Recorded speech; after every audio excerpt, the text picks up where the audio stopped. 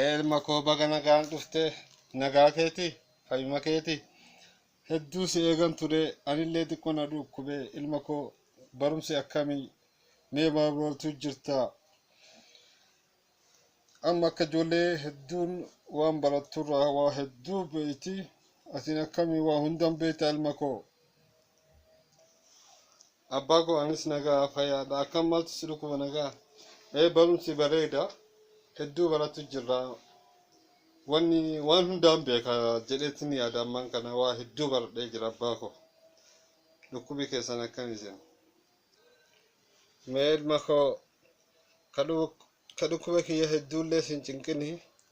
an kana yaaddeesse barumsa atin baratu jirtu kana mee erga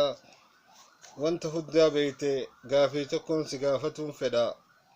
deebinaa deebista man abbaa koo gaafii feete na gaafadhu rakkinan qabu gaafii ati na gaafatte si deebisuudhaaf qophiin jira ilma kooree si gaafadhaame afaan ingiliishiitiin hoolaa jechuun maal jechuudha ilma koo ishee tana naa deebiste abbaa koo maaliif gaafii salphaa na gaafatte hoolaa jechuun sheep